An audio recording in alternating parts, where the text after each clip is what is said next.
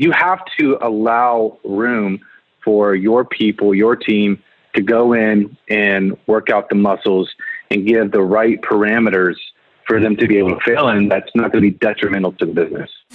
You're listening to the Traffic and Funnels Show. Hey, what's up, crew? You might have noticed last week we created an incredible bundle for you for our 200th episode of the podcast. We're giving away some extraordinary value for a price that might blow your mind. You got to check it out. The URL to pick it up is trafficandfunnels.com/200.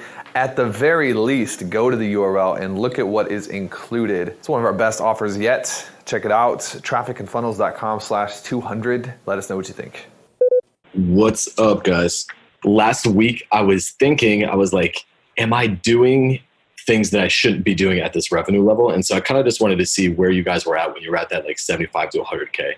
Because I found myself basically, I was like scheduling one-on-ones between a student and my copywriter. And I'm just wondering, am I doing things that I don't need to be doing? The answer to that is always yes.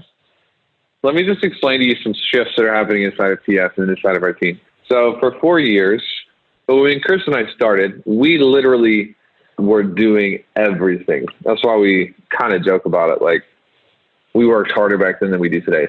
It's true. Then we got bigger, and then we hired a bunch of team, and then we got bigger, and then we hired a bunch more team. But I would say, Chris, up until probably 3 or 4 months ago, there was a lot of stuff that we were still just kind of covering up. Last week, I just decided, I was like, I'm not going to cover up any holes anymore. Chris has been trying to get me to do this for like years.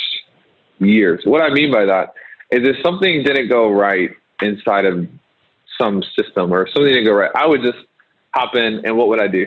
I would just hop in and I would do it myself. If you want it done right, what is the old adage? Do it yourself. That's a stupid phrase, but that was basically my mantra. And I have made an executive decision with the help of Chris Evans that has actually been really bad for our business because it has enabled mistakes to be made repetitively. Is this too honest? Maybe I should back up and talk about how much money we make instead. I feel vulnerable right now. We have made the decision to really let our team take over a lot more.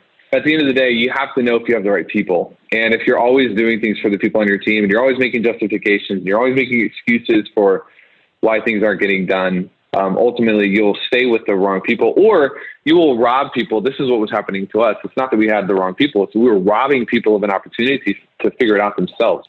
Anytime you feel like you have to ask, am I doing things that I don't have to be doing? The answer is always yes, because things that you have to be doing is an issue of what you want to do, not necessarily an issue of realistic, here's what I absolutely have to do. Me and Chris, man, our standards were so low for so long in terms of we thought we had to do all of these things to make the money.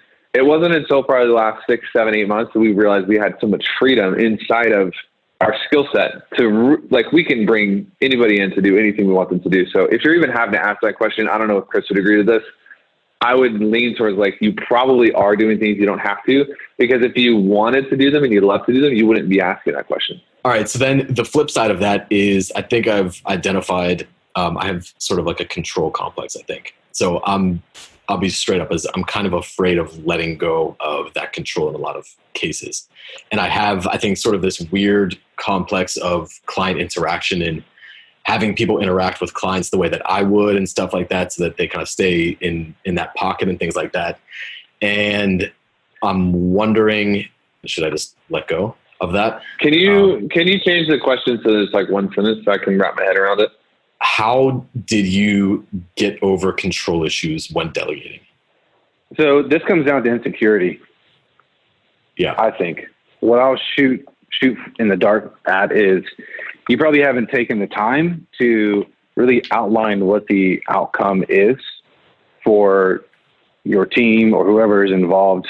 And you haven't trained them and communicated those proper expectations for them to hit the target. Because Pedro and I were just talking about this yesterday, that the strength of the leader is the weakness of the business.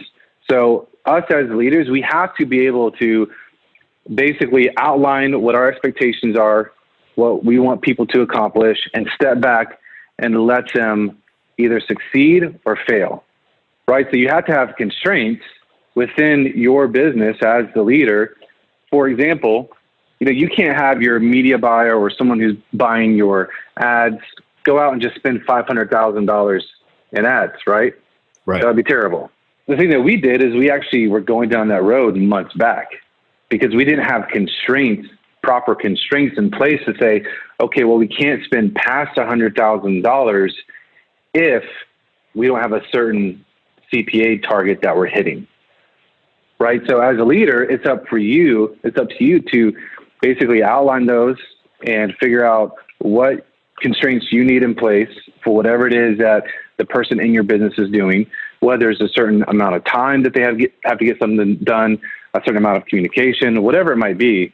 It's up to you to outline those things, communicate them clearly, set the proper expectations, step back, and just let them know that you have confidence in them to do it.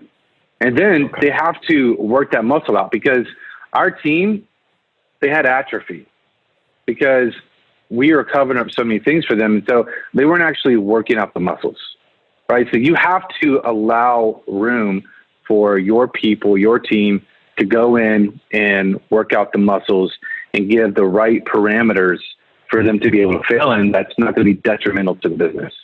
I think what you said at first was completely right. I think it is insecurity of essentially just worrying that, I guess really worst case, what could happen? Someone's like, oh, this sucked.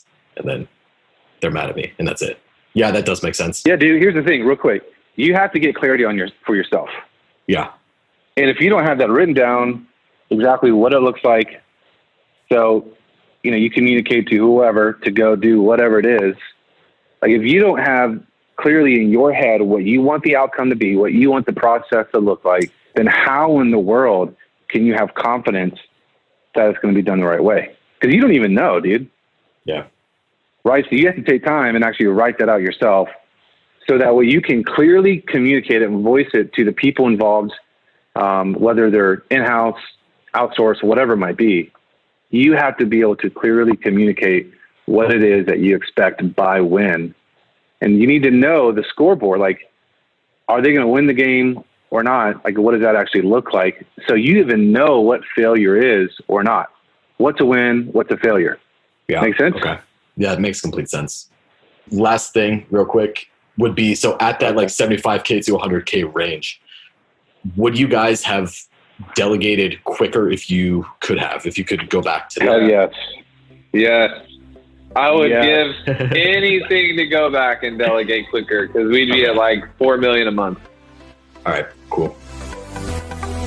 Thanks for listening. For more from Chris and Taylor, visit trafficandfunnels.com and get a free gift just for being a subscriber. That's trafficandfunnels.com.